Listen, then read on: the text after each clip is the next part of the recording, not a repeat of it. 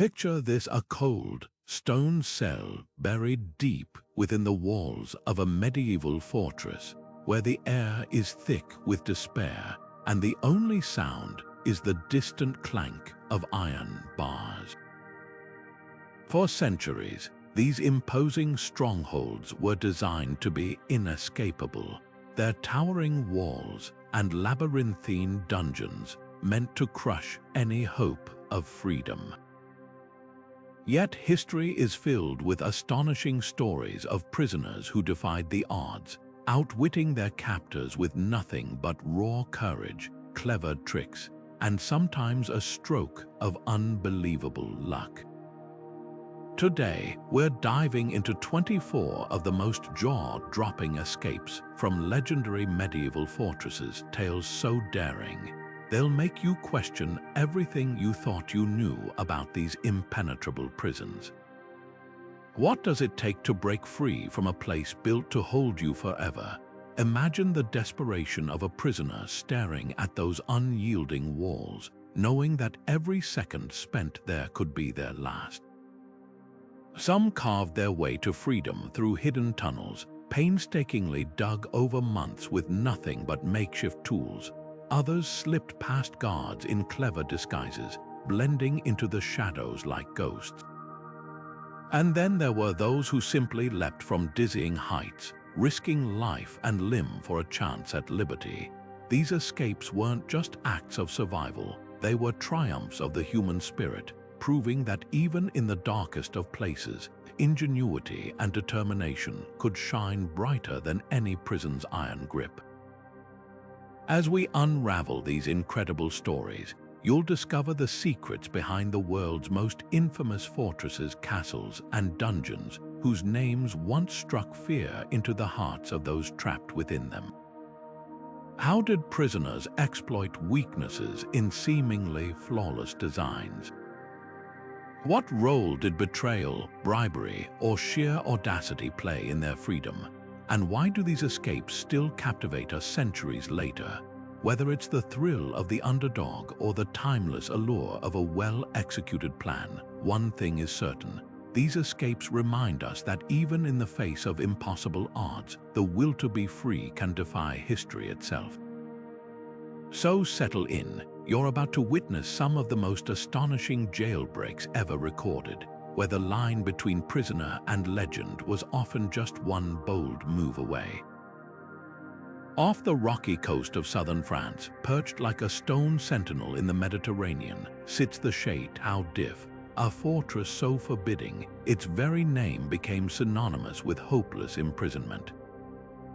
But within those damp, salt-stained walls, one of history's most legendary escape stories was born, blurring the lines between fact and fiction.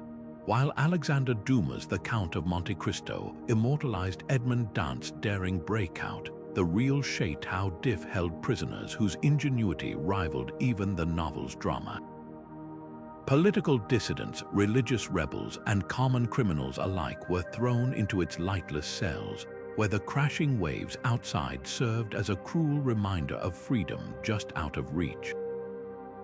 What made this island prison so feared and so vulnerable? Unlike towering mainland castles, the Château's greatest defense was its isolation. Guards assumed the frigid waters and strong currents made escape impossible. But prisoners saw opportunity in that arrogance. Some bribed fishermen to smuggle them out in barrels or under piles of nets.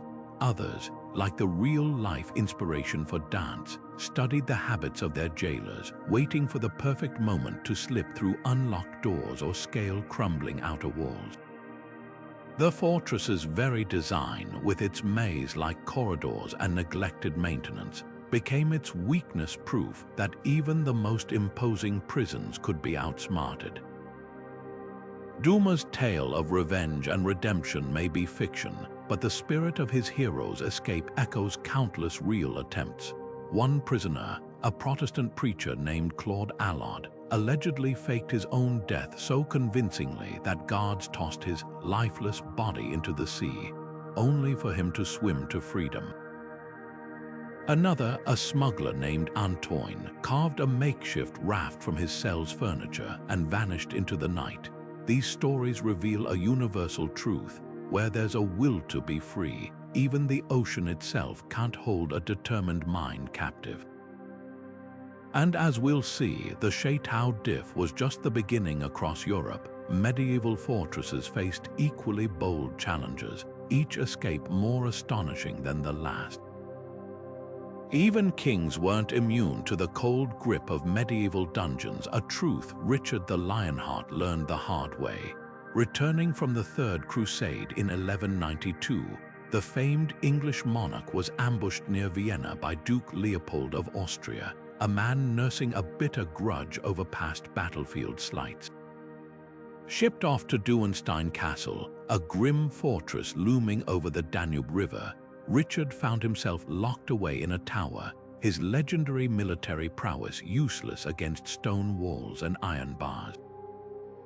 But if his captors thought they could break the Lionheart, they underestimated both his cunning and the loyalty he inspired. The most enduring legend of Richard's captivity involves his devoted minstrel, Blondel. As the story goes, Blondel traveled from castle to castle across Austria, strumming his lute and singing a song only he and Richard knew. When he reached Duenstein and sang the first verse, Richard's voice echoed back the second from a high window, confirming the king's location. It's a tale soaked in romance, though historians debate its truth. What's undeniable is the ransom demand that followed: 150,000 marks, a sum so staggering it nearly bankrupted England. But whispers persist that Richard wasn't content to wait for his people's gold to free him. Duenstein's rugged cliffs and fortified gates made escape seem impossible, yet chronicles hint at a half-fledged plan involving smuggled ropes and bribed guards. Whether fact or folklore, the idea fits Richard's character. A warrior who'd once joked he'd sell London if he found a buyer bold enough. His eventual release came through negotiation, but the mere suggestion of an attempted breakout reveals the psychological warfare at play. By letting rumors of his daring spread, Richard turned his captivity into a spectacle, reminding enemies that even behind bars, a king's influence couldn't be contained. This blend of myth and reality makes his story unforgettable. Was Blondel's serenade mere poetic invention, or a clever ruse to mask covert communication? Did Richard truly plot to scale Duenstein's walls, or were those stories propaganda to unsettle his captors? Either way, his imprisonment left an indelible mark, literally. Visitors to Duenstein today can still see the remnants of his cell, a place where history and legend intertwine as tightly as the vines clinging to the castle's ancient stones. And as we'll see, Richard's ordeal was just the beginning of a pattern, where the mighty, despite their power, often became the most tantalizing targets for captivity and the most determined architects of their own freedom. Ranal Flambard's story reads like something straight out of a medieval heist, except it really happened. In the year 1101, this cunning bishop pulled off what no one had ever dared attempt, escaping the Tower of London. At the time, the tower was still a relatively new symbol of royal power, its thick walls and grim reputation designed to intimidate. But Flambard, a man who'd grown rich through corruption and political scheming, saw something others didn't: the human weaknesses hidden behind all that stone. Imprisoned by King Henry I for embezzlement and abuse of power, Flambard didn't waste time despairing. Instead, he turned his confinement into a masterclass in manipulation. Guards who expected a broken man found themselves charmed by his wit and generosity, especially when he began hosting lavish dinners inside his cell, complete with fine wine smuggled in by sympathetic visitors. What his jailers didn't realize, those barrels held more than just wine. Concealed inside one was a length of sturdy rope coiled tight and waiting for its moment. The night of his escape was as brazen as it was brilliant. After plying his guards with drink, likely the same wine that had hidden his tools, Flambard waited until their vigilance waned. Then, with the tower quiet, he tied the rope to a column, squeezed through a narrow window, and rappelled down the outer wall in darkness. The drop was treacherous, the rope rough against his hands, but freedom was worth the risk. By morning, he was gone, vanishing across the Thames while the tower's reputation as an inescapable prison crumbled overnight. What makes Flambard's escape so remarkable isn't just the audacity. It's the psychological game he played long before that rope ever touched stone. He understood that even the most imposing fortress relies on people, and people can be swayed. His feasts weren't just acts of indulgence. They were calculated moves to buy loyalty and lower defenses. And that wine barrel, a stroke of misdirection, turning a luxury into the ultimate smuggling device. The tower's architects had planned for swords and sieges, but not for a prisoner who'd weaponized hospitality itself. Flambard's legacy lingers in the cracks he exposed. After his escape, the tower's protocols tightened, windows were narrowed, guards rotated frequently, and prisoner privileges scrutinized. Yet his breakout set a precedent, proving that no wall is too high when ingenuity climbs alongside it. Centuries later, his name still echoes through the tower's history, a reminder that the boldest escapes begin long before the first step toward freedom. They start in the mind. And as we'll see, Flambard was just the first in a long line of prisoners who turned the tower's strength against itself, rewriting the rules of captivity one daring escape at a time. Jean de la Valette's name would one day strike fear into the hearts of Ottoman commanders, but long before he became the legendary Grand Master of the Knights of Malta, he was just another prisoner scratching at the walls of Fort St. Elmo. The fortress, perched on the rocky tip of Malta's peninsula, was designed to be a bottleneck for invaders, but for those locked inside its cells, it felt more like a tomb. Yet where others saw impenetrable stone, La Valette saw opportunity. His escape wouldn't rely on brute force or luck, but on something far more powerful: the quiet, relentless patience of a man who refused to be forgotten.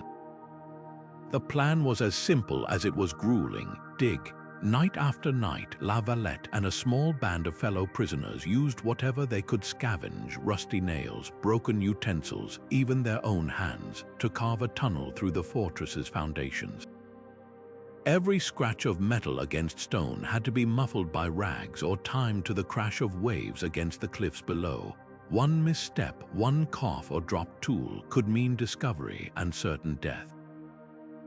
But the real challenge wasn't just the digging, it was the waiting. Unlike Hollywood prison breaks, this escape unfolded over months, each inch of progress measured in sweat and silence. What makes this story extraordinary isn't just the tunnel itself, but the psychology behind it. La Valette understood something his captors didn't. Prisons are built to break spirits, not just bodies. By turning his cell into a workshop and his captivity into a project, he reclaimed control. The slow, deliberate nature of the escape became its greatest weapon. No guard would suspect a plot unfolding at the pace of erosion. And when the final stones gave way, the darkness of the tunnel became a path to light, leading the prisoners to the cliffs where fishing boats could spirit them away. Years later, La Valette would use these same lessons in patience and strategy to defend Malta during the Great Siege of 1565, turning the island into an unconquerable fortress. But perhaps his greatest victory came earlier, in that claustrophobic tunnel, where he proved that even the mightiest walls are no match for determined minds. His story echoes through history not just as an escape, but as a masterclass in resilience, a reminder that sometimes freedom isn't seized in a single bold leap, but one handful of dirt at a time. Mary, Queen of Scots, had spent nearly a year staring out at the waters of Loch Leven from her prison tower. watching the seasons change while her own future withered like autumn leaves. Lochleven Castle wasn't some grim dungeon. It was a comfortable prison for a queen with tapestries and attendants, but that made it all the more insidious. Her captors, the Scottish lords who'd forced her to abdicate, knew that stripping her of dignity would break her faster than any chains. Yet they underestimated one thing: the power of invisibility that came with being a woman in 16th century Europe. On the night of May 2nd, 1568, Mary turned society's expectations against her jailers in the boldest way possible, by vanishing into the role of someone they'd never think to notice. The plan hinged on something so ordinary it was revolutionary: laundry. For months, Mary's allies had been studying the castle's routines, noting when bundles of linens were carried to and from the island fortress by boat. The guards barely glanced at the laundresses. Women were part of the scenery, as unremarkable as the reeds swaying at the water's edge. So when a young woman with a bundled cloak over her head shuffled past them that evening, shoulders hunched like someone accustomed to labor, no one suspected the truth. Beneath the rough woolen dress and the smudges of soot artfully rubbed onto her cheeks was Scotland's deposed queen, her famous porcelain skin disguised beneath layers of grime. What makes this escape extraordinary isn't just the disguise, it's the sheer audacity of the performance. Mary had spent her life embodying royalty, trained from birth to carry herself with regal grace. Now she had to unlearn every instinct, mastering the slumped posture and shuffling gait of a servant. The greatest risk came at the boat itself. One flicker of recognition from the oarsman, one moment of hesitation as she stepped onto the unstable vessel, could unravel everything. But Mary moved with the quiet confidence of someone who'd spent a year memorizing the rhythms of the castle's underclass. As the boat pushed off into the twilight, the real stroke of genius became clear. She hadn't just escaped Lochleven. She'd exposed the blind spot in every prison's design, the tendency to see status as permanent, when in truth, it could be shed like a cloak. The aftermath proved just how brilliantly she'd played her part. By the time the alarm was raised, Mary was already rallying supporters on the mainland, her brief taste of freedom reigniting the political fire her captors had tried to smother. Though her ultimate fate was tragic, this fleeting victory remains one of history's most poetic escapes, a reminder that sometimes the key to freedom isn't breaking locks, but becoming someone the world forgets to watch. And as we'll see, Mary's story was far from unique. Across medieval Europe, prisoners were discovering that the most powerful tool for escape wasn't strength or speed, but the ability to vanish in plain sight. Hohen Salzburg fortress loomed over Salzburg like a stone giant, its walls plunging 600 feet straight down to the city below, a vertical death sentence for anyone foolish enough to attempt the climb. Built atop the Festungsberg mountain in the 11th century, this sprawling citadel was considered escape-proof, with guards boasting that not even a spider could scale its smooth, weather-worn surfaces without being spotted. Yet in the dead of night during the winter of 1487, a band of prisoners proved them wrong, executing a breakout so daring it would become the stuff of alpine legend. Plan was born from two unlikely advantages: boredom and bread. One prisoner, a former miner named Conrad, had spent months observing how the fortress's guards patrolled, or more accurately, how they didn't. Complacent from years without incident, their nightly rounds were as predictable as the tolling of the cathedral bells.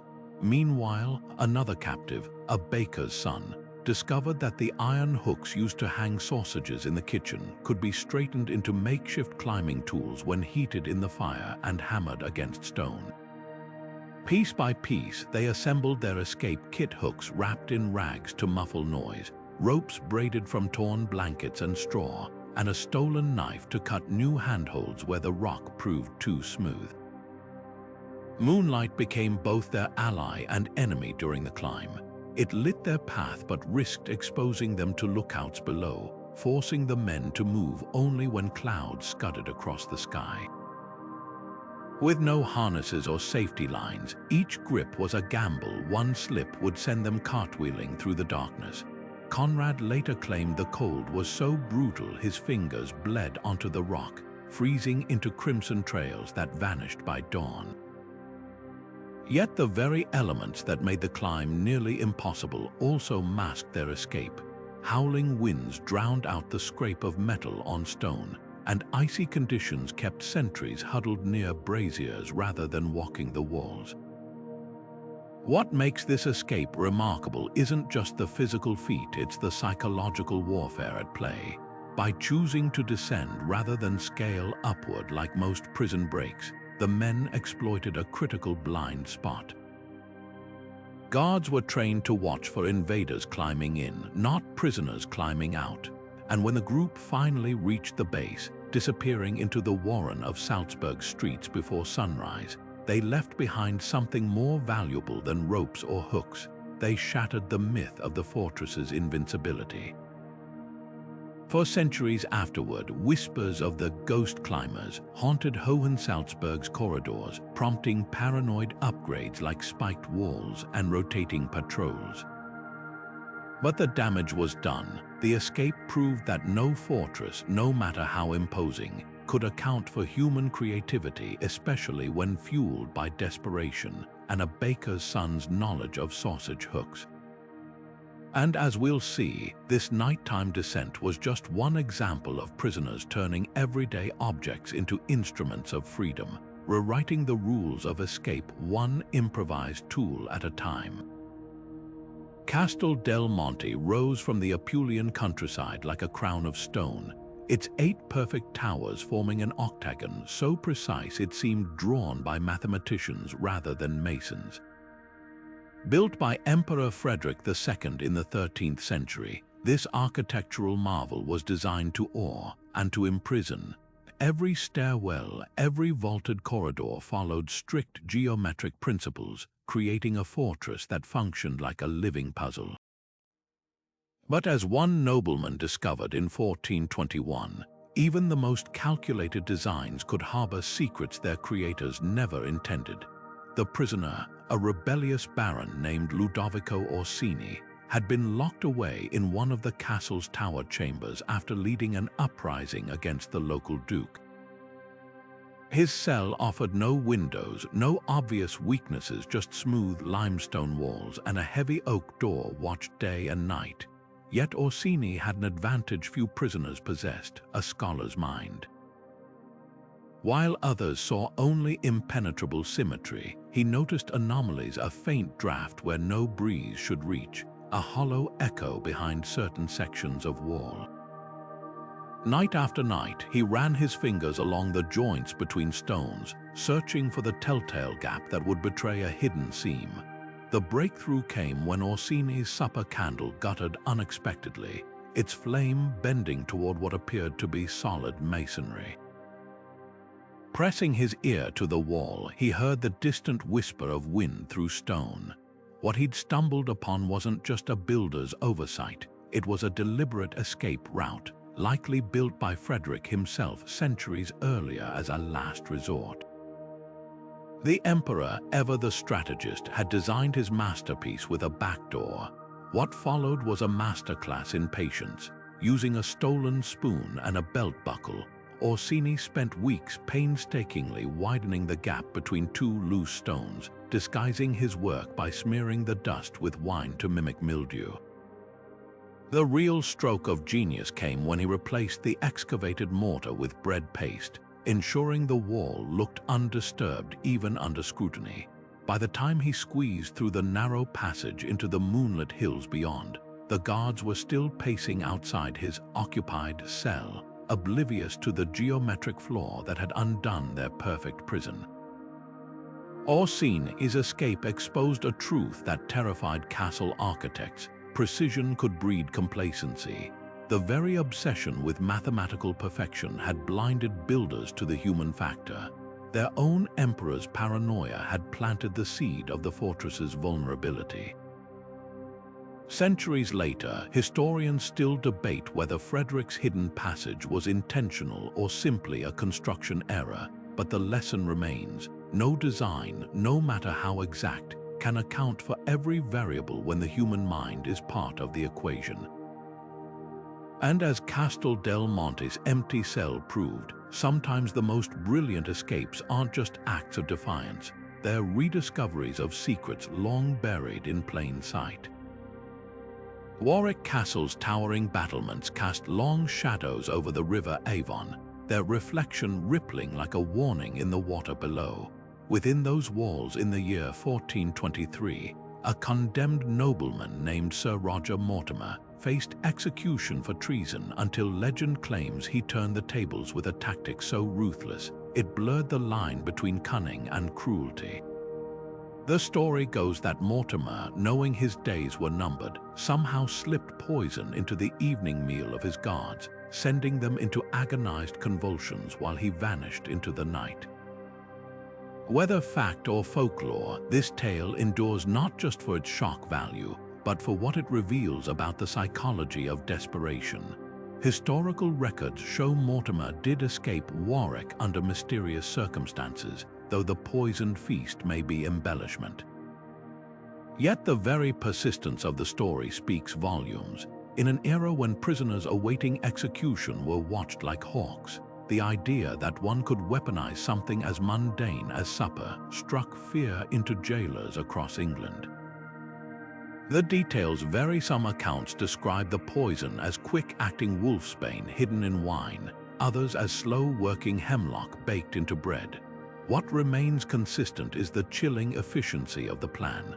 By targeting the basic human need for sustenance, Mortimer exploited a vulnerability no fortress could armor against. The deeper brilliance lay in the chaos that followed. A few groaning guards wouldn't normally bring a castle to its knees, but panic spreads faster than any toxin. As word of the cursed meal raced through Warwick's corridors, attention shifted from watching prisoners to rooting out imaginary traitors in the kitchens. In that swirl of paranoia and misplaced suspicion, a single man slipping through the postern gate became just another shadow.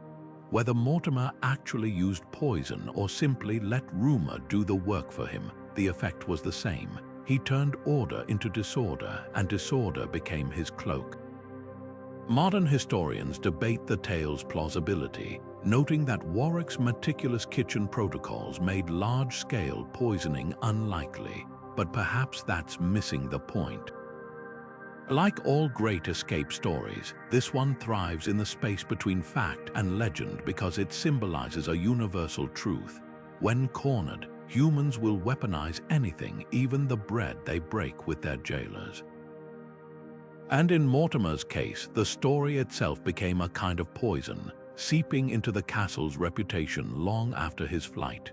For centuries afterward, Warwick's guards eyed their meals with uneasy suspicion, proving that the most enduring escapes aren't just physical, they're psychological, leaving behind a stain no scrubbing can erase.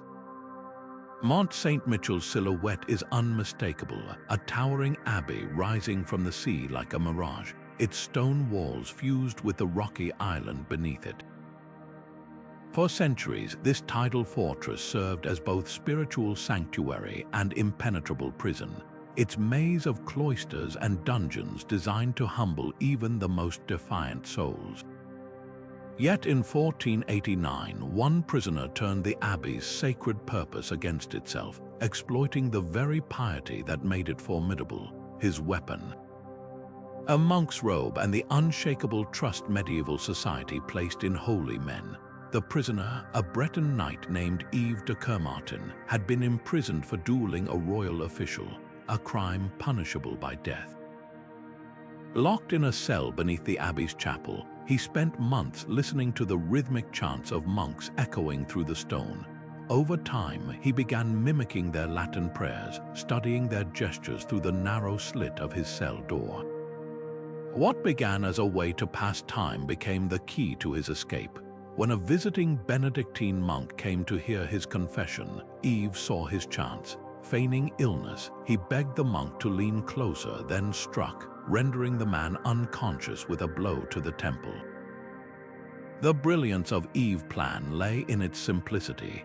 Swapping his filthy tunic for the monk's robes, he smeared dirt on his face to mimic the ascetic pallor of clergy and hunched his broad shoulders into a scholar's stoop. By the time the real monk awoke, Yves was already shuffling down the corridor, his face hidden deep within his hood. Guards who'd spent months watching for a brash nobleman saw only another anonymous brother returning to his devotions.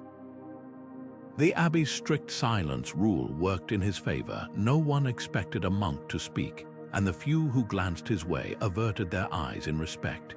This escape exposed a flaw in even the most secure medieval prisons. Social hierarchies created blind spots. Monks moved through the world with an unspoken immunity, their robes granting them access to places armed men couldn't tread. Yves didn't just disguise himself, he transformed into someone society was conditioned not to scrutinize. By the time the alarm was raised, the tide had receded, leaving the abbey cut off from pursuit as Yves vanished into the coastal marshes. The aftermath reshaped Mont St. Michel's protocols forever. Visitors were now searched, monks assigned escorts, and prisoners forbidden contact with clergy. But the deeper lesson lingered. In an age where faith was both shield and weapon, Yves proved that the most effective escapes weren't just about breaking walls, they were about becoming someone the world refused to see. And as the abbey's bells tolled uselessly over the empty cell, they echoed a truth that would haunt jailers for centuries. No fortress is secure when trust itself can be worn like a costume. Nestled in the lush hills above Germany's Moselle River, Berg Eltz seemed like the last place a prisoner could exploit bureaucracy. Its labyrinthine halls were built to confuse invaders, not clerks. Yet in 1524, a resourceful inmate named Matthias turned paperwork into his salvation. Imprisoned for unpaid debts, Matthias had once worked as a scribe for a local bishop, mastering the intricate calligraphy and wax seals that gave medieval documents their authority. While other prisoners plotted tunnels or disguises, he noticed something far more powerful: the blind faith guards placed in anything bearing an official stamp. The forgery was a work of art, using berry juice for ink, a whittled quill, and wax scraped from dinner candles. Matthias painstakingly recreated the elaborate script of a royal pardon. Every flourish of the letters, every fold in the parchment mimicked the real thing down to the deliberate smudges that made it look hastily sealed. But the real genius lay in the details most wouldn't notice. Medieval decrees often included subtle errors, misspelled names, inconsistent dates, because even royal scribes were human. Matthias baked these imperfections into his fake, knowing perfection would raise suspicion. Delivery was the risky part. Guards at Berg Eltz were accustomed to messengers arriving at all hours, so Matthias enlisted the help of a sympathetic kitchen boy to play the role. Dressed in borrowed livery still smelling of onion skins, the boy marched up to the gatehouse with all the brusque impatience of a royal courier. The forged document demanded the prisoner's immediate release by order of His Majesty's Chancery, a phrase that sent the guards scrambling. No one thought to question why a king would intervene for a debtor, or why the seal bore a slightly outdated insignia. By the time the castle steward noticed the irregularities, Matthias was halfway to the free imperial city of Trier, where debtors couldn't be extradited. This escape exposed a flaw deeper than any castle wall. Systems rely on trust. Medieval society functioned because people believed in the sanctity of seals and signatures. Matthias didn't just exploit that trust, he revealed how fragile it was. In the months that followed, Berg Eltz instituted new protocols requiring verbal confirmation of any release orders, but the damage was done. The incident sparked debates across the Holy Roman Empire about document security, leading some lords to adopt watermarked paper or cipher codes. Yet for all these measures, the lesson lingered. The pen could indeed be mightier than the sword, especially when wielded by someone who knew how easily ink could become a weapon. What makes Matthias' story remarkable isn't just the audacity, but the way it mirrors modern concerns about identity fraud and counterfeit documents. Centuries before phishing scams or deepfake videos, he proved that the human instinct to trust authority could be the weakest link in any security system.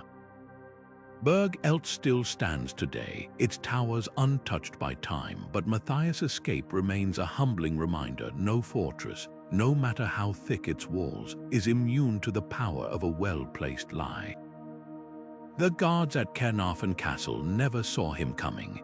One moment, the Welsh rebel Owain ap Grufford was just another prisoner shuffling through the courtyard under heavy watch. The next, he was a blur of motion, vaulting onto a startled groom's horse and thundering toward the open gate. This wasn't some elaborate scheme involving tunnels or disguises. Owain's escape boiled down to two things: perfect timing and the sheer, reckless speed of a man who'd rather die free than live in chains. Caernarfon's design made it a fortress of nightmares, towering polygonal walls, arrow loops covering every angle, and a series of gates that could be sealed in minutes. But like all medieval castles, it had a vulnerability: routine. Every dusk, as the day watch handed over to the night guards, there was a brief window when the inner portcullis remained raised while the outer gate's watchmen were still taking their posts. Owain had spent months memorizing this ritual, noting how the clatter of armored boots and shouted orders created just enough chaos to mask a sudden sprint. His moment came when a distracted sentry dropped his pike, the clang drawing every eye except the groom's, who was too busy tightening a saddle girth to notice the prisoner's sudden sprint. What happened next was pure instinct.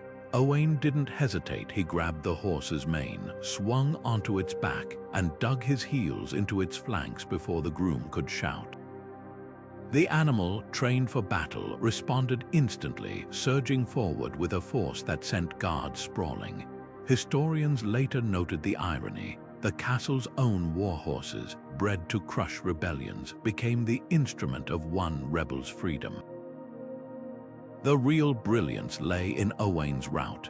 Instead of bolting straight for the town, he veered sharply left, galloping along the castle's outer curtain wall where the shadows were deepest. This bought him precious seconds. By the time the alarm horn sounded, he'd already reached the water's edge. There, waiting comrades had tethered a small fishing boat beneath the docks, its sail ready to catch the evening wind.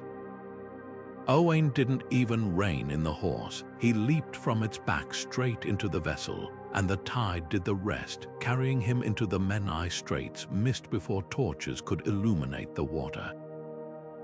Caernarfon's constable was furious, but the lesson went deeper than one man's pride.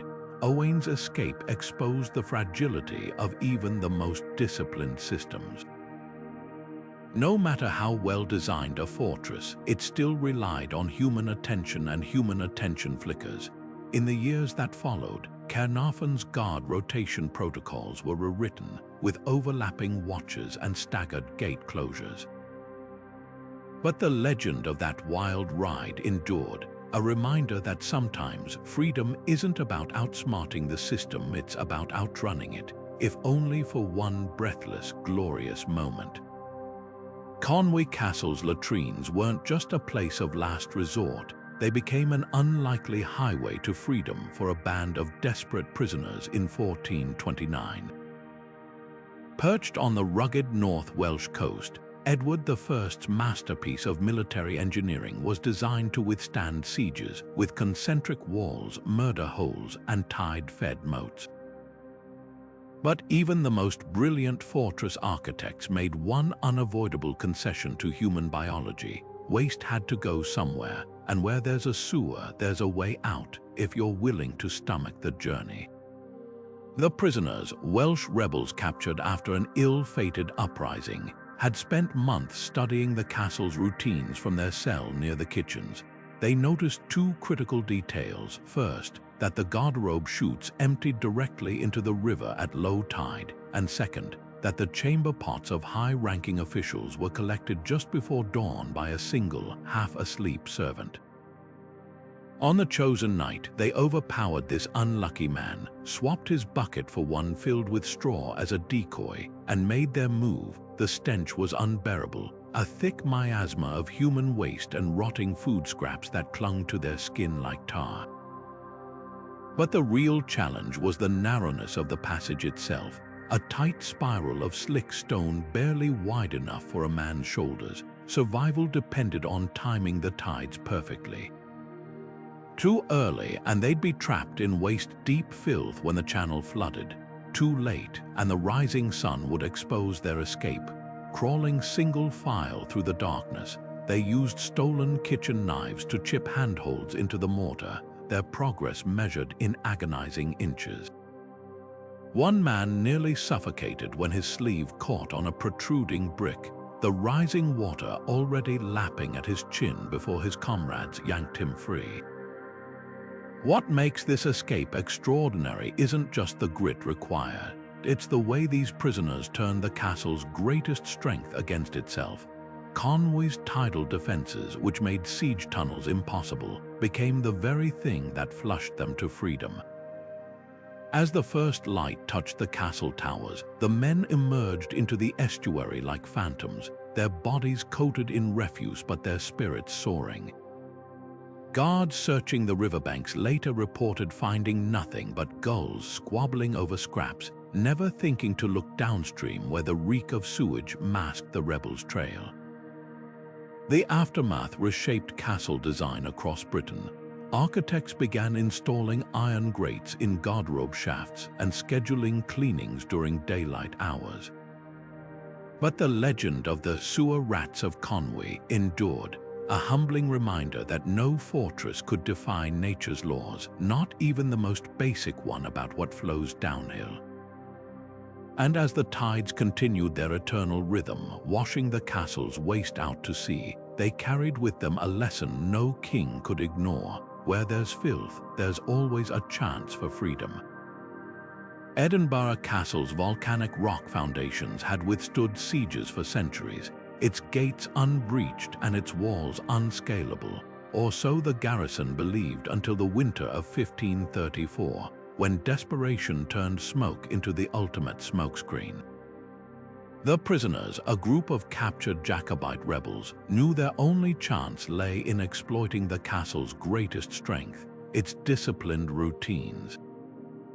Every evening at sundown, guards rotated posts in precise formation, their boots echoing through the fortress like clockwork. But clocks can be disrupted, and the rebels devised a plan where timing and terror would do the work their shackled hands could not. The fire was small by design, just a pile of straw and damp wool stolen from the stables, set ablaze near the castle's granary. Damp materials ensured thick, billowing smoke rather than roaring flames, creating confusion without triggering a full alarm. As the acrid cloud rolled across the courtyard, guards reacted exactly as predicted, shouting for water buckets, abandoning posts to contain the disaster, and leaving entire sections of the wall unmanned in their panic. In that moment of orchestrated chaos, the prisoners struck. What made this escape remarkable wasn't just the diversion, it was the prisoners' intimate knowledge of human psychology. They'd positioned the fire upwind of the armory, knowing the sight of smoke drifting toward the gunpowder stores would send soldiers into a frenzy. And while most escape plans relied on darkness for concealment, the rebels used the opposite. The flickering glow of torchlight reflecting off smoke created a disorienting strobe effect, turning the courtyard into a shadow puppet theater where every moving shape seemed suspect. The climb itself was a feat of cold precision. Using smuggled belt buckles and broken tools, they scaled the castle's northeastern curtain wall, a section considered unclimbable due to its overhanging stones. But the rebels had spent months observing how frost erosion had crumbled parts of the mortar, creating fingerholds invisible from below. One man nearly fell when a buckle snapped, his body swinging wildly until his comrades hauled him up by his tunic. Yet the real danger came after they dropped into the darkness beyond the walls. Edinburgh's streets were no sanctuary. The castle loomed over the city like a watchful predator, and patrols would soon be scouring every alley. Here, the escapees employed a final stroke of genius. They split into 3 groups, each heading in different directions while smearing soot on their faces to blend in with the night soil collectors who worked before dawn. By the time the garrison realized the fire was a ruse, the rebels had vanished into the city's underbelly, some hiding in the very carts meant to carry refuse from the castle they'd just fled. This escape left an indelible mark on Edinburgh's defenses. Guards instituted new protocols requiring smoke sightings to be investigated in pairs, with half the watch remaining at their posts. But the deeper lesson resonated far beyond Scotland. In the right hands, even something as ephemeral as smoke could become a battering ram against stone. The rebels hadn't just exploited a moment of confusion. They'd weaponized the human instinct to prioritize visible crises over invisible threats, proving that the most impregnable walls were only as strong as the minds guarding them. And as the castle's bells tolled uselessly into the smoky dawn, they signaled a truth every jailer feared. Sometimes the best way out wasn't through strength or stealth, but through the art of controlled chaos. Gold has a way of loosening even the tightest grip, a truth the imprisoned Dr. Vendôme knew all too well as he paced the halls of the Château de Vincennes. Unlike most medieval fortresses designed to crush hope, Vincennes had a peculiar vulnerability. Its guards weren't just jailers, they were men with mortgages to pay and families to feed. For a nobleman like Vendôme, whose coffers overflowed despite his captivity, this wasn't a weakness, it was an exit strategy waiting to be funded. The Duc's plan hinged on patience and precision. Over months of confinement, he meticulously studied the habits of his captors, noting which guards lingered near his cell, which ones sighed over unpaid debts, and most importantly, which ones avoided eye contact when he casually mentioned the comforts of home. One man in particular stood out, a grizzled sergeant whose daughter's dowry had been swallowed by bad harvests. Rather than offer a clumsy bribe, Vendôme began a calculated courtship, first gifting the man fine wine for his troubles, then casually slipping him a pouch of silver to ease his burdens. Each exchange was framed as generosity, not corruption, preserving the guard's dignity while binding him tighter to the Duc's cause. By the time the escape unfolded, the preparations resembled a royal procession more than a jailbreak. The bribed guard didn't just unlock a door, he provided a full concierge service. A horse waiting in the forest, a forged travel pass, even a change of clothes folded neatly in the saddlebag. The Duc simply strolled out at twilight, nodding to the now silent sentries as if he were inspecting his own estate. What made this escape extraordinary wasn't the audacity, but the sheer normalcy of it. No ropes, no disguises, just the quiet transfer of wealth from one hand to another, smoothing every obstacle like butter on warm bread. The aftermath exposed a hypocrisy at the heart of medieval justice. While kings built castles to project invincibility, their underpaid soldiers often held the real keys. Vincennes' commanders were furious, but their outrage rang hollow. How could they punish guards for succumbing to temptations their own wages made inevitable? In the years that followed, the fortress implemented strict new rules. Guards were rotated weekly, their finances audited, their families relocated to barracks where loyalty could be monitored. Yet the duck's ghost still haunted the corridors, a reminder that gold could corrode iron as surely as rust. This escape wasn't just about one nobleman's freedom, it revealed the fragile human machinery behind every impenetrable system. For every ton of stone in Vincennes' walls, there were pounds of flesh and blood making decisions, each with their own price. And as the duck rode south to his vineyards, his pockets lighter but his spirit unbroken, he carried with him a lesson that would echo through the centuries. Sometimes the strongest bars aren't made of metal, but of the absence of coin. The Tower of London's dungeons had seen every trick in the book, or so the guards thought, until Bishop Ralph de Baldock staged a performance worthy of Shakespeare himself. Imprisoned in 1321 for defying King Edward II, the aging clergyman knew his frail appearance could be his greatest asset. Where others might try tunneling or disguises, Baldock chose a subtler weapon, the power of suggestion. Over weeks of captivity, he gradually transformed himself into the picture of decline refusing meals, letting his robes hang loose on thinning shoulders and coughing into his sleeve at precisely timed intervals. The real stroke of genius came when he began whispering to his jailers about a terrible fever sweeping through nearby monasteries. Medieval minds feared disease more than armed rebellion, a fact Baldock exploited with chilling precision. Soon, guards were reporting his symptoms to their superiors without prompting. The cold sweats, the unnatural pallor, even the occasional delirious murmur.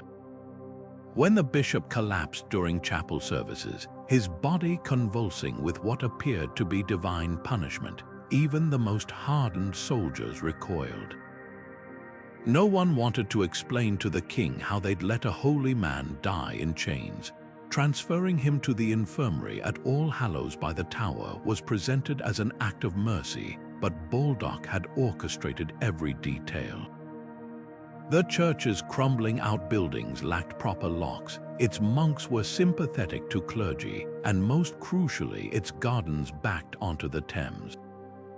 On the third night, as fog rolled in off the river, two shadowy figures hoisted a corpse, wrapped in burial shrouds, onto a waiting skiff. By dawn, when guards arrived to collect the body for interment, they found only bundled straw in the bed and an open window swaying in the breeze. This escape exposed a gap in even the Tower's legendary security, the fear of divine retribution. Baldock hadn't just faked illness, he'd weaponized medieval superstition, turning the guards' own dread of heavenly judgment against them. The ruse was so effective that for decades afterward, Tower physicians insisted on personally tasting prisoners' food to detect feigned ailments, while jailers kept vinegar-soaked cloths over their mouths near sickly captives. Yet the deeper lesson lingered in the whispers of every subsequent prisoner. Sometimes, the most convincing lies aren't told with words, but with a well-timed tremble of the hand or a hollow rattle in the chest. And as the Thames carried Baldock's boat silently downstream that night, it bore witness to a truth as old as prisons themselves. The human body can be a prison's most vulnerable point or its greatest loophole. Crac des Chevaliers stood as the crown jewel of Crusader fortresses, its concentric walls and deadly traps designed to bewilder even the most seasoned invaders. Yet in 1407, the greatest threat to its security didn't come from an army. It came from a single prisoner with nimble fingers and nerves of steel. The man, a captured Mamluk spy known only as Nasir, had spent weeks studying the habits of his guards from the dank confines of his cell. What he noticed would change everything: the head jailer's habit of dangling his keyring from his belt like a trophy, its polished iron glinting just within reach during evening inspections.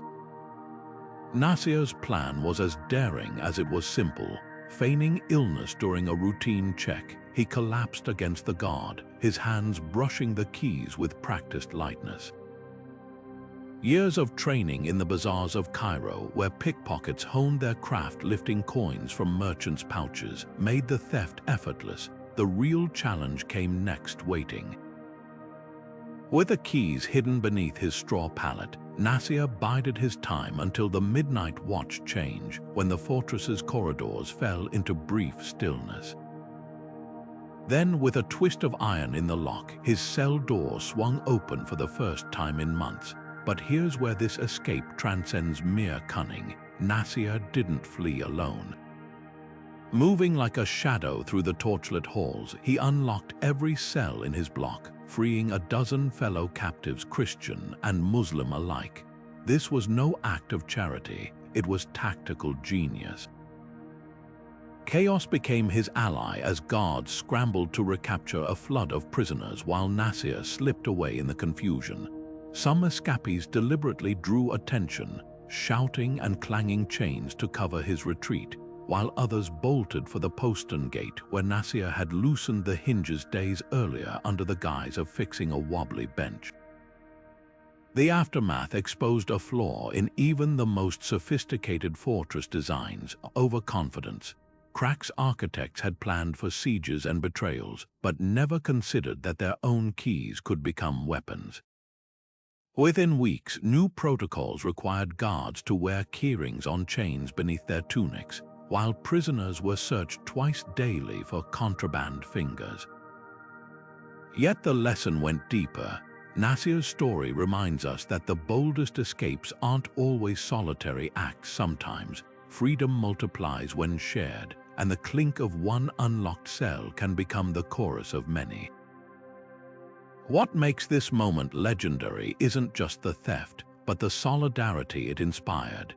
Years later, chroniclers would note that several of the freedmen became instrumental in the eventual fall of Crack des Chevaliers to the Mamluks, proof that a single act of defiance could ripple through history. And as the fortress's gates stood ajar that night, swinging gently in the desert wind, they whispered a truth every jailer fears. No lock is secure when the hands that hold the keys are just as human as those behind the bars. Dover Castle's massive gates groaned open at dawn to admit the weekly supply cart, its wooden wheels creaking under the weight of grain sacks and firewood. To the guards on duty, this was just another mundane delivery, but hidden beneath the false bottom of that very cart, a prisoner held his breath, his body folded into a space barely larger than a coffin.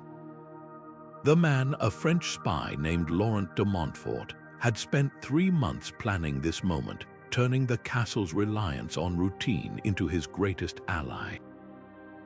While other prisoners dreamed of tunneling or disguises, Laurent saw opportunity in something far simpler: the blind trust placed in familiar faces. The escape hinged on 2 collaborators, a sympathetic merchant who regularly supplied the castle's kitchens and a bribed wheelwright who built the cart's hidden compartment.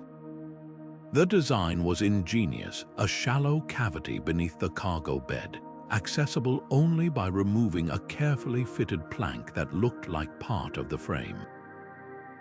Even if guards tapped the cart's underside, the hollow space echoed no differently than the rest of the wooden structure, but the real stroke of genius lay in timing.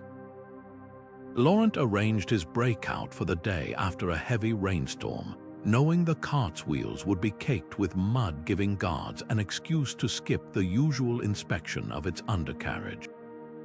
As the cart rumbled through Dover's inner gatehouse, Laurent faced his greatest challenge: stillness. Every jolt over uneven cobblestones threatened to knock him against the compartment's walls, while the weight of supplies above pressed down like a tomb. The heat was unbearable, the air thick with the scent of sawdust and his own sweat. Yet none of this compared to the terror of hearing a guard's bootsteps circle the cart, pausing just inches above his hiding place.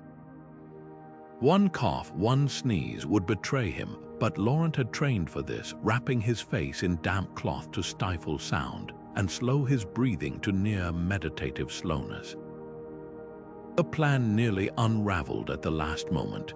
As the cart reached the outer bailey, a kitchen servant suddenly called for it to stop, needing extra flour unloaded early. For 10 agonizing minutes, Laurent listened as sacks were dragged directly over his head, each thud vibrating through the wood. But here, the very normalcy of the situation saved him. The merchant, playing his part perfectly, grumbled about delays and insisted on delivering the rest of his goods before noon, a complaint so ordinary it raised no suspicion. By the time the cart finally rolled through the portcullis and into the countryside, Laurent's muscles screamed from tension, but his spirit soared. This escape exposed a flaw in even the most vigilant fortresses. Familiarity breeds oversight. Dover's guards knew the merchant's face, trusted his routine, and assumed consistency meant safety. They inspected for smuggled weapons or contraband, not for spaces that shouldn't exist. In the weeks that followed, the castle implemented new measures: random searches, rotating suppliers, even training dogs to sniff beneath wagons. But the damage was done. Laurent's story spread like wildfire among prisoners, proving that sometimes the best hiding place isn't in shadows or secrecy, but in the dull monotony of everyday life.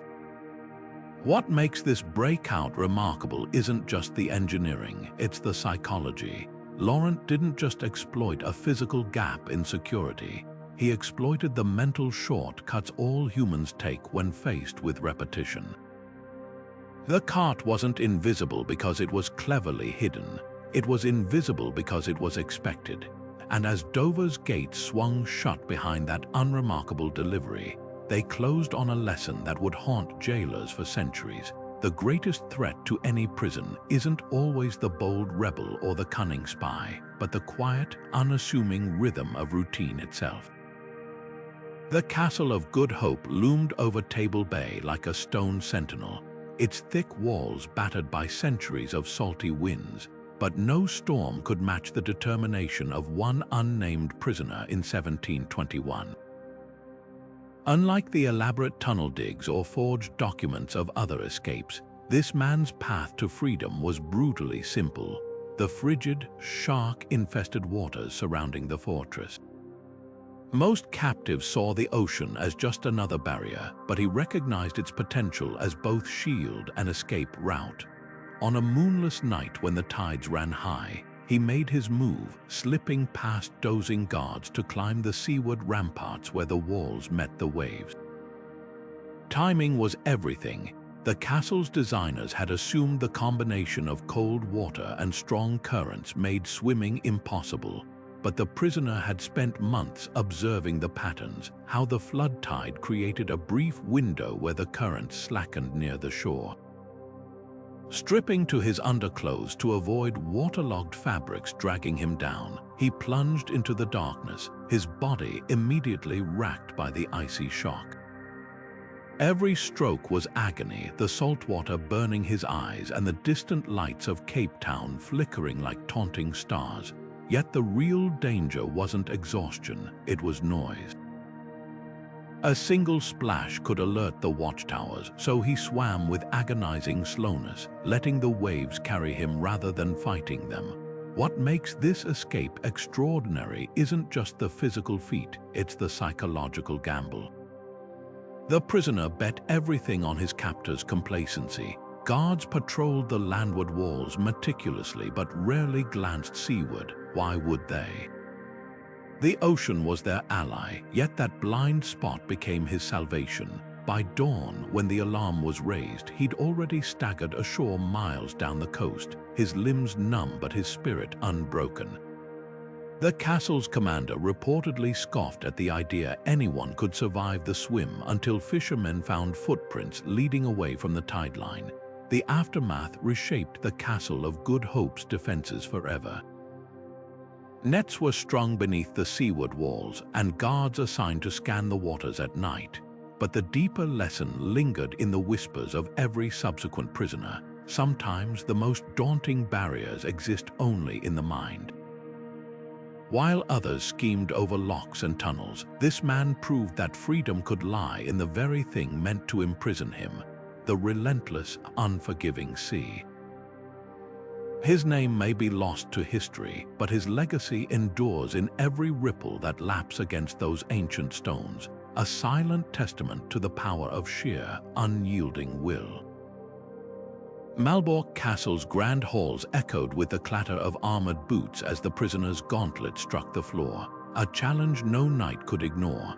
The year was 1483, and the captive, a disgraced Polish nobleman named Jan Dabrauer, had spent months languishing in the Teutonic Order's stronghold, his fate sealed by political betrayal.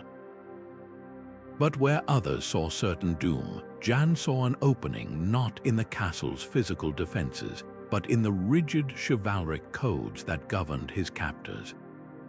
His plan was audacious: exploit their obsession with honor to turn a duel into a diversion. The moment he publicly accused his jailer, Commander Siegfried von Eulenburg, of cowardice during evening prayers, every eye in the chapel snapped toward them. In the charged silence that followed, Jan's words weren't just an insult, they were a carefully baited trap. By questioning von Eulenburg's bravery before his own men, he left the commander no choice but to accept or lose face. The terms were set: single combat at dawn in the castle's training yard, with the prisoner granted the traditional pre-duel privileges: a hot meal, a bath, and an hour of armed practice under guard. What the Teutonic Knights dismissed as ceremonial niceties, Jan recognized as his golden opportunity. That night, while the castle buzzed with wagering knights and squires polishing armor, Jan executed the real plan. The bath became his alibi, steam clouding the guard's vision as he slipped a stolen whetstone into the water, its muffled splash covering the sound of a loosened window latch. His practice swordplay the next morning was pure theater, exaggerated flourishes designed to draw the guard's attention away from the chapel roof, where he'd noticed loose tiles during his earlier confinement. When the duel's trumpet finally sounded, von Eulenburg found himself facing not a desperate prisoner, but an empty helmet propped on a stand. Jan had vanished moments earlier, shimmying down a rope woven from bedsheets and altar cloths. The brilliance of this escape lay in its psychological manipulation. Jan hadn't just exploited a physical weakness in Malbork's defenses, he'd weaponized the knight's own pride. By the time the Teutonic Order realized the duel was a ruse, Jan was already halfway to the Vistula River, where sympathetic fishermen waited beneath the reeds. The Order's subsequent edicts forbidding prisoners from issuing challenges only underscored the sting of the deception. They'd been outmaneuvered not by force, but by their own unshakable belief in the rules of engagement. What makes this story unforgettable isn't just the daring escape, but the lingering question it poses about honor systems. Jan's gambit revealed a paradox at the heart of medieval justice. The very codes meant to maintain order could become tools for chaos in clever hands. Malbork's towering walls still stand today, but the legend of that morning endures as a humbling reminder. No fortress is secure when tradition itself can be turned against its keepers. And as the sun rose over the empty training yard that day, it illuminated more than just von Eulenburg's fury. It exposed the fragile line between honor and hubris, where even the mightiest knights could be checkmated by a prisoner's wit. Books were the last thing the Bastil's guards suspected. In 1787, years before the infamous storming of the fortress would symbolize revolution, an unnamed prisoner staged a quieter rebellion, one page at a time. Unlike the castle's more violent inmates, this man had no interest in smashing through walls or overpowering sentries. His weapon of choice, a smuggled copy of Voltaire's Candide, its spine hollowed out to conceal a set of lockpicks so delicate they resembled surgical tools. The Bastil's reputation as a hellish dungeon wasn't entirely earned by the late 18th century. Many prisoners enjoyed relative comforts, including books sent by family or sympathetic intellectuals. But this loophole became the key to the prisoner's freedom. Over months of captivity, he requested volume after volume, each returned to the prison's library with subtle alterations. Guards flipping through the pages never noticed the gradual wear along the edges of certain chapters, evidence of the prisoner's nightly ritual, tracing and retracing lock mechanisms in the margins like a scholar annotating scripture. Patience was his true genius. While others might have rushed, chipping at the lock in frenzied bursts, he worked with the precision of a watchmaker.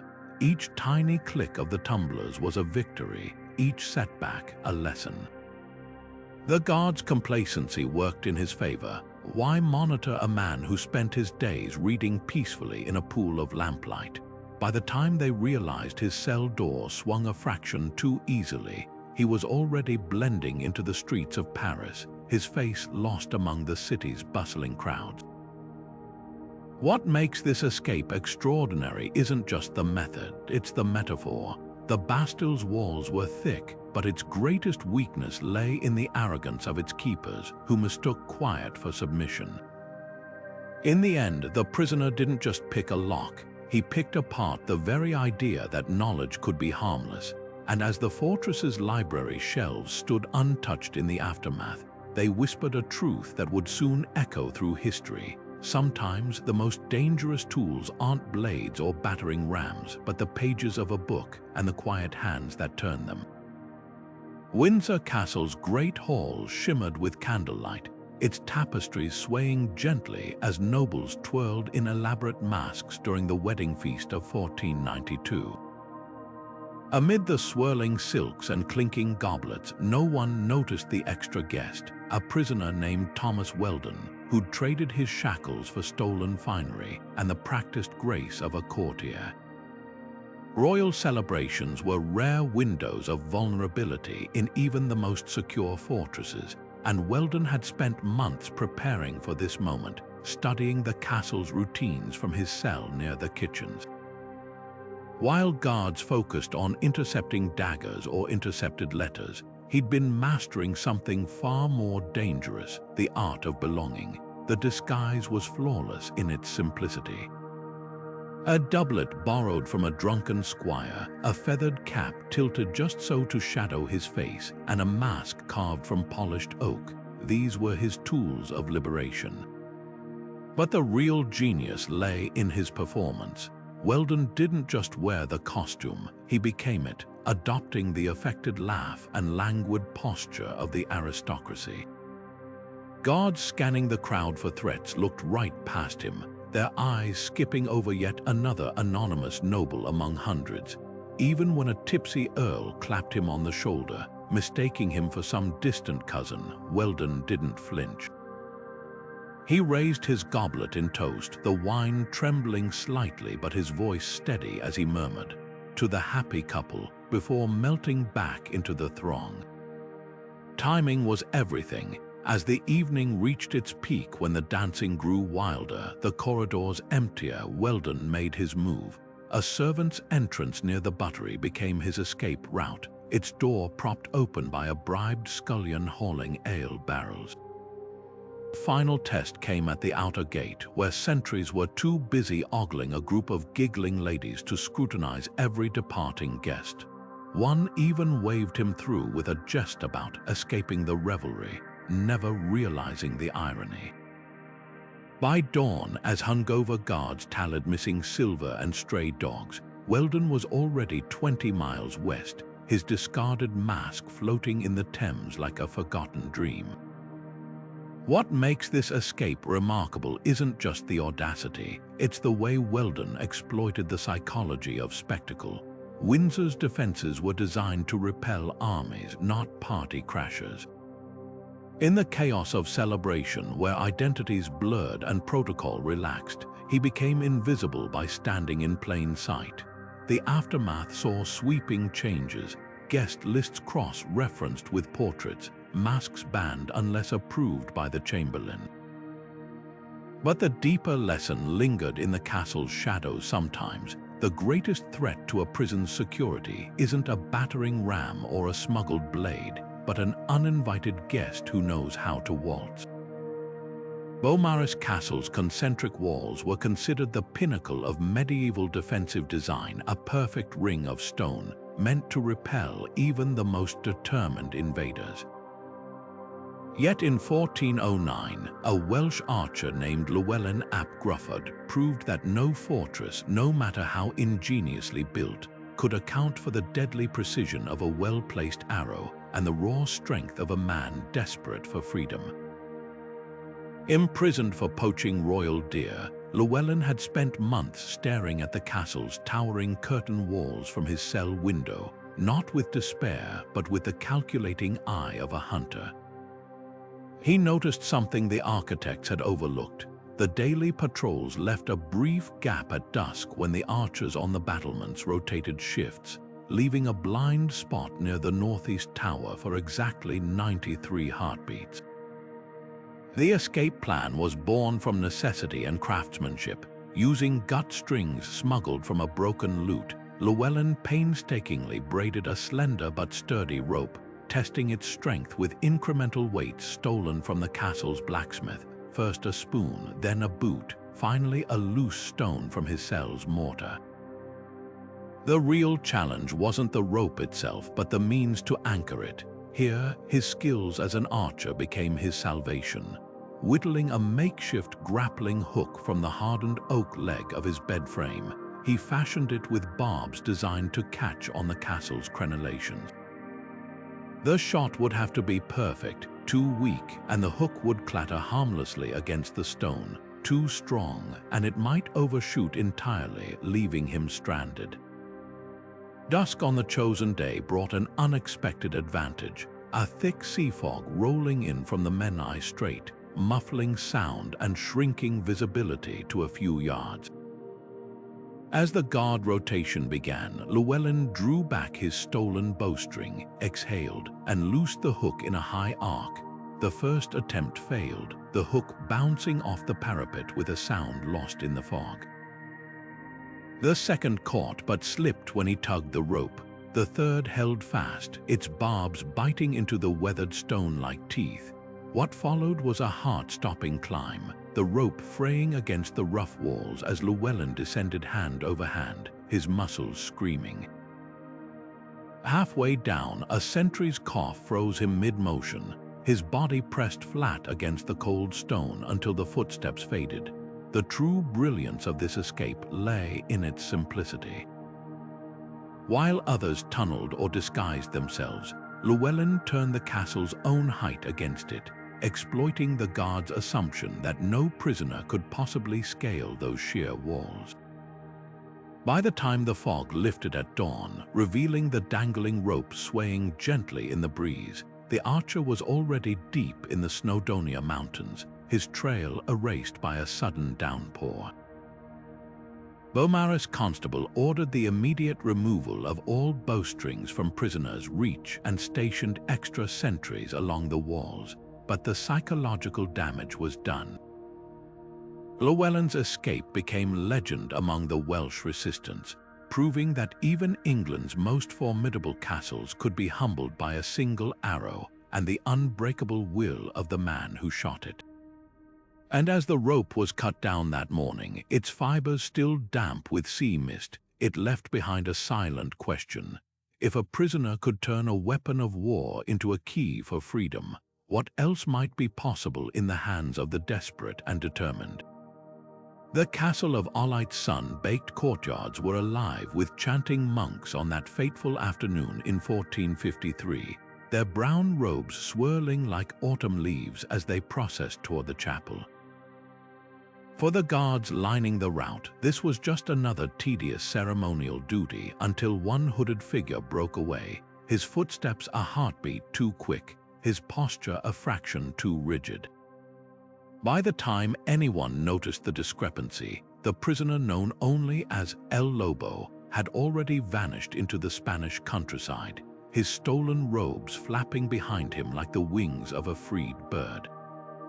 Disguising oneself as clergy was a gambit as old as medieval prisons themselves, but Olight's escape stood out for its chilling simplicity.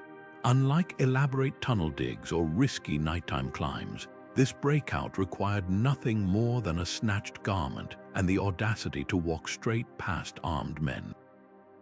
The prisoner had spent weeks observing the monks' routines, their bowed heads, their murmured prayers, even the way they tucked their hands into their sleeves during the colder months.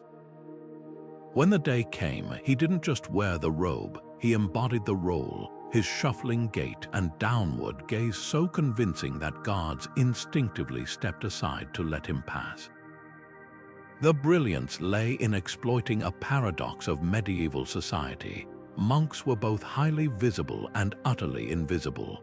Their presence in castles was so routine it became background noise, their movements too sacred to scrutinize.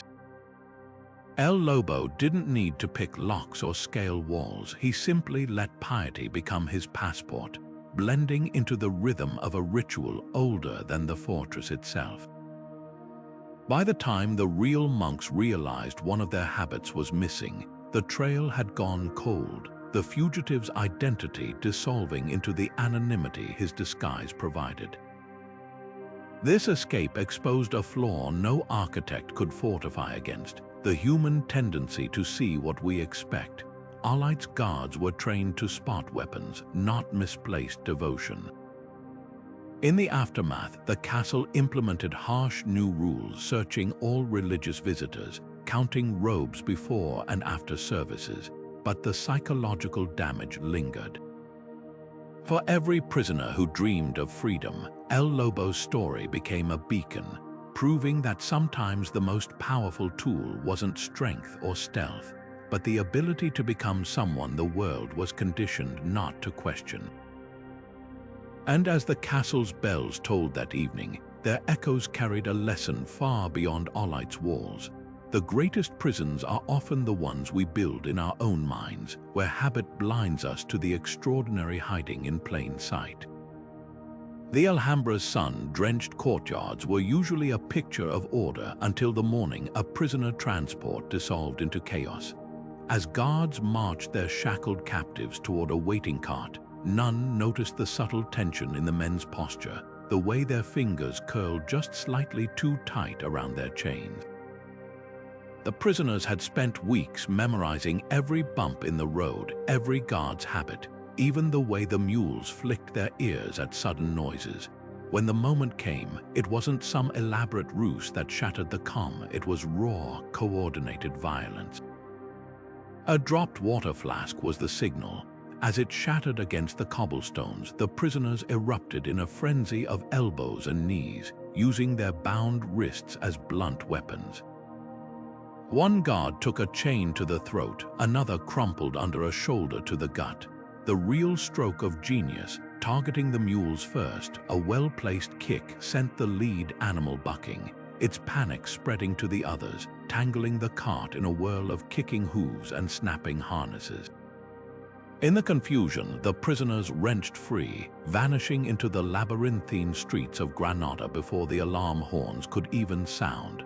What makes this escape extraordinary isn't just the brutality, it's the precision behind it. These men had turned their restraints into tools, using the very chains meant to bind them as improvised flails. The Alhambra's guards, trained to watch for stealthy escapes or bribed jailers, never anticipated an outright assault in broad daylight. By the time reinforcements arrived, the prisoners had already split up, some melting into the silk markets, others scaling the steep hills behind the city where Moorish goat trails twisted into obscurity. The aftermath exposed a flaw in even the most vigilant systems: over-reliance on intimidation. The Alhambra's reputation as an impregnable palace prison had made its guards complacent. Why watch closely when the mere sight of those towering red walls cowed most into submission? Yet these prisoners proved that fear could cut both ways, that a handful of desperate men, acting in perfect unison, could turn routine into revolt. In the months that followed, Granada's jailers adopted new protocols: double shackles, armed escorts on horseback. But the lesson lingered in the whispers of every new prisoner. sometimes the surest path to freedom isn't cunning or disguise, but the momentary chaos of fists and fury. As the dust settled that day, the abandoned cart stood as a silent testament to the prison's shattered illusion of control, its splintered wood and tangled traces telling a story no fortress ever wanted repeated, that no amount of stone or steel can withstand the explosive force of human will when it snaps. Chinon Castle's dungeons were built to break men, not just with iron bars and damp stone, but with the psychological torment of its impossible perch. Jutting over the Vienne River like a stone hawk, its walls dropped sheer to the water below, while the landward side bristled with watchtowers. Yet in 1488, an unnamed prisoner performed the unthinkable. He turned his restraints into the very instrument of his escape. The man, likely a captured mercenary from the Breton Wars, had spent months studying the rhythm of his chains, not as bonds but as potential tools. Every clink, every rattle told him something about the metal's weaknesses, until one smuggled file changed everything. The file itself was a masterpiece of deception, its blade thin enough to be hidden in a loaf of bread's crust. Night after night, the prisoner worked in darkness, his movements synchronized with the guard's footsteps to mask the rhythmic scraping. But here's where this escape transcends mere persistence. He didn't just cut through the chains, he repurposed them. The broken links became makeshift grappling hooks, their weight perfect for anchoring a rope braided from torn blankets and straw. The guards, accustomed to prisoners begging for mercy, never thought to listen for the whisper of metal on metal beneath the straw. Dawn was his ally. As the first light touched the castle's eastern walls, the prisoner made his move not under cover of darkness, but in the chaotic change when sleepy night guards overlapped with day sentries still rubbing exhaustion from their eyes. The river below should have been a death sentence, its currents notorious for drowning even strong swimmers. But the prisoner had observed the fishermen's patterns, noting how they cast their nets at slack tide when the water calmed for precious minutes. His leap from the cliff was timed to that exact window, his body slicing into the river like an arrow while the chains he'd reforged dragged him swiftly downward, not to drown, but to sink below the surface where the current ran gentler. By the time the alarm horns blared, he was already crawling onto the far bank, his lungs burning but his spirit alight. The real stroke of genius, he'd left his manacles carefully arranged on the dungeon floor, the filed ends pressed together to mimic unbroken metal. For days, guards walked past his occupied cell, none suspecting the truth until a curious rat knocked the chains apart with a clatter. This escape exposed a truth that terrified jailers across Europe. No restraint is unbreakable when human creativity is applied with patience. Chinon's architects had designed every element to deter the height, the water, the chains, yet they'd failed to account for a mind that saw potential where others saw only barriers. In the years that followed, the castle implemented humiliating new protocols. Prisoners stripped naked, bread inspected crumb by crumb. But the legend of that silent, shimmering plunge into the Vienne endured, a reminder that the will to be free can transform even the heaviest shackles into wings. And as the river carried those forged links away, it whispered a truth no fortress could silence. Where there's friction, there's hope. From hidden tunnels dug with stolen spoons to forged documents crafted from berry juice and candle wax, these 24 escapes weave a tapestry of human defiance as vast as the castles meant to contain it. Each story pulses with the same unyielding truth that no fortress, no matter how towering or meticulously designed, could ever fully extinguish the spark of ingenuity in those determined to be free. Consider the contrasts, where some escapes relied on months of silent, painstaking preparation like Jean de la Valette's tunnel through Fort St. Elmo's foundations, others erupted in moments of audacious spontaneity, like Owain ap Grufford's wild horseback dash through Caernarfon's gates. Yet whether plotted over years or seized in a heartbeat, every breakout shares a common thread: the refusal to accept that stone and iron have the final word. What's most astonishing isn't just the methods, but the minds behind them. These prisoners weren't just escaping cells, they were outsmarting entire systems of control, turning the very structures meant to crush them into tools for liberation. The Alhambra's captives weaponized their chains. Chinon's mercenary reforged his shackles into climbing gear. Mary, Queen of Scots, exploited societal blindness to women's labor, while Laurent de Montfort hid in plain sight beneath a supply cart's false bottom. Each story forces us to reconsider what we assume about power, revealing how easily arrogance can become a captor's undoing. After all, the guards who dismissed a monk's robe as harmless or a book's spine as innocent never imagined these everyday objects could become keys to freedom. Yet beyond the thrill of the escapes lies a deeper resonance.